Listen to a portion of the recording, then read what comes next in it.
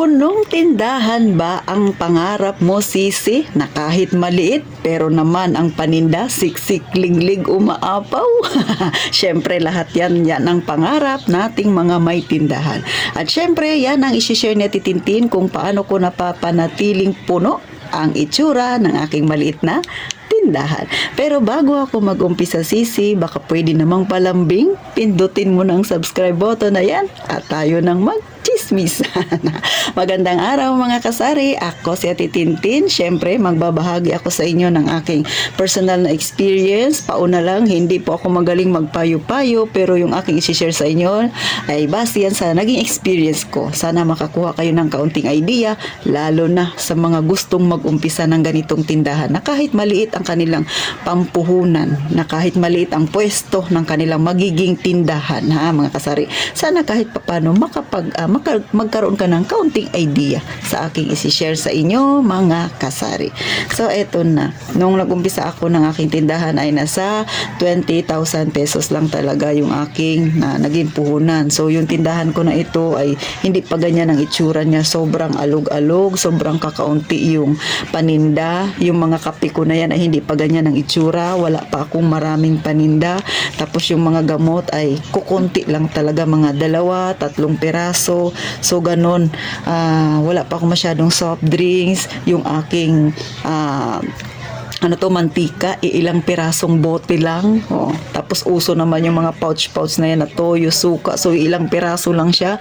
Pero si Ate Tintin, go lang kahit ganyan ang itsura ng tindahan ko.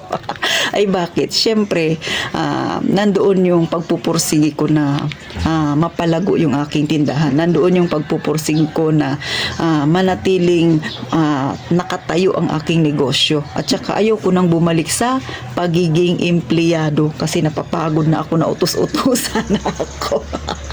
So eto na mga kasari, kaya nanatiling marami ang aking paninda. Siyempre, nung nag-umpisa ako ay ilang piraso pa lang siya. Pero dahil masipag ako mamili. Kunwari, ngayong araw na ito, lahat ng benta ng aking tindahan, kinabukasan, ura-urada, ibibili ko siya ng paninda ulit. Siyempre, kailangan mapagmasid ka rin sa mga customer mo. Ano ba yung mabilis sa'yo? Ano ba yung fast moving, ika nga, yung mga slow moving o mabagal maibenta, huwag kang magtambak doon ng paninda, doon ka sa mabilis maibenta. Bakit?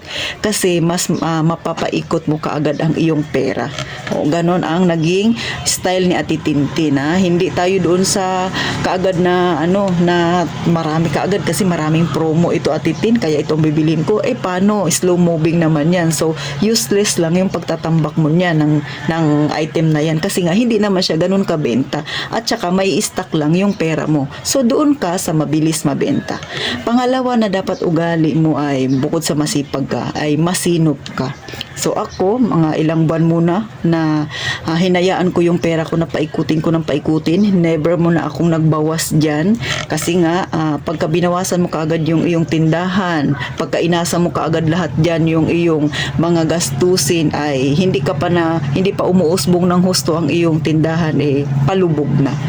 Sa totoo lang mga kasari, ako naranasan ko rin naman yan na halos lumubog na yung aking tindahan. Sa mga nauna kong ang vlog na ipaliwanag ko sa inyo na halos nag 50-50 yung aking tindahan. Pero minsan, natural na pagdaanan talaga ng isang tao yan, lalo na kung hindi ka maingat. Ako noon, hindi ako maingat mga kasari, kaya nangyari yan sa akin.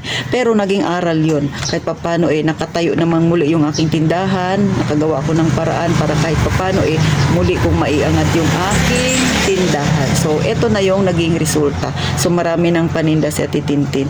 So, ang naging punan ko talaga ay, maliban siyempre sa pera na 20,000 pesos na napakaliit na puhunan na yan, siyempre yung sipag mo, masipag kang mamili, tsaka matyaga kang mag-ikot-ikot sa palengke, kasi marami kang mahahanap pa dyan na pwede mong ibenta na medyo mura, pero pwede na, dahil medyo maganda yung quality niya, pwede mong ibenta ng mas mahal, mas kikita ka ng mas malaki. So yun ang naging technique ni Ate Tintin.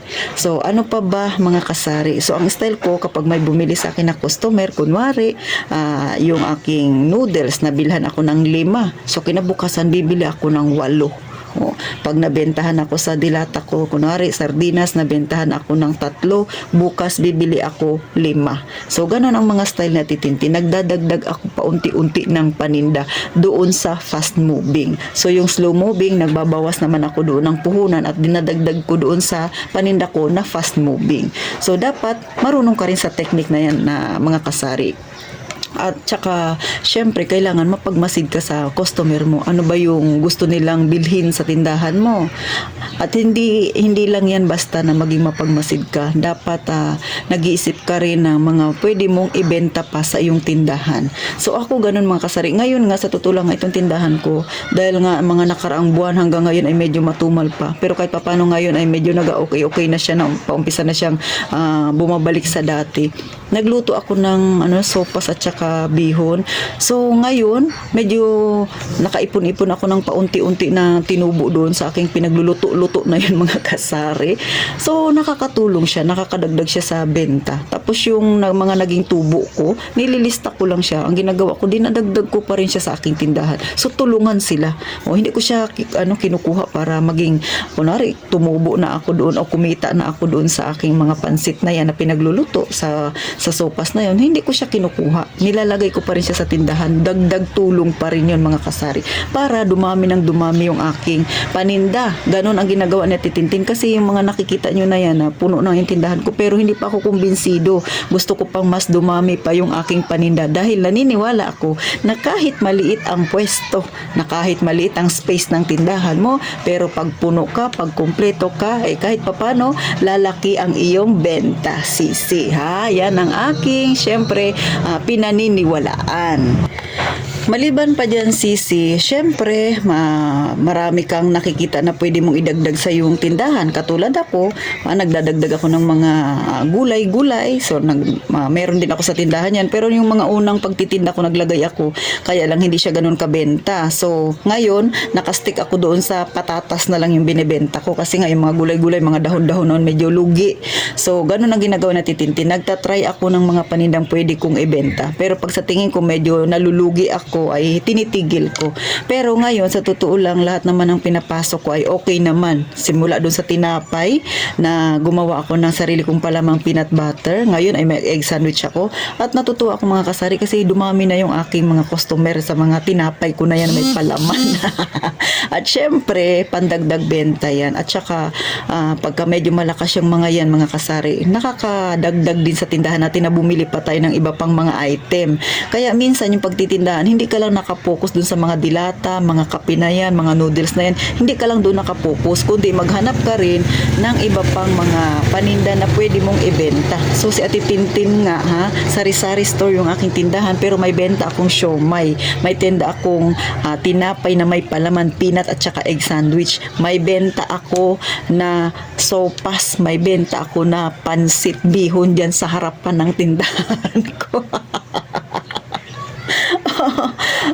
Mayroon pa akong benta na payong lagay ko sa harapan. So, hindi naman kasi masisira yung mga payong na yan. Pero sa totoo lang, mga kasari, bawi ko na yung puhunan yan. Yung natitirang dalawa ay tubo ko na lang. So, nakakatuwa din. Yung sari-sari store mo ay talagang sari-sari talaga, mga kasari. So, natuwa lang ako kasi syempre, kahit na malit yung aking tindahan ay mas pinipilit ko na mas mapuno pa siya. At syempre, doon tayo laging mag-focus sa mabili sa atin, mabenta. So hanggang dito na lang mga kasari. Sana nakakuha kayo ng kaunting idea kaya Titintin, sari-sari store mang ituring ang aking tindahan, pero maraming mga paninda na minsan hindi na siya angkop sa sari-sari store. Minsan binibiro nila ako, karinderya na ba ito Atitin? Pero hinahayaan ko lang. Kasi para sa akin, mas mainam na kumita ako ng pera kaysa naman magbantay ako, magmukmuk ako sa tindahan habang wala pang customer. So, ayan ang aking naging isipan. Kaya wag tayo maging negatibo na, ay Atitintin, matumal. Ay normal, nagiging matumal. Pero ako minsan naapektuhan din. Kaya nga, doon dumating ako sa punto na nagluto na ako ng sopas at saka bihon kasi sobrang bunga talaga. Pero sa ngayon, kahit papano ay okay naman na siya mga kasari. So hanggang dito na lang mga kasari at sana sa susunod na vlog na Titintin magkita tayong muli. At syempre pa, gaya nga ng palagi kong sinasabi, mag-iingat tayong lahat palagi mga kasari.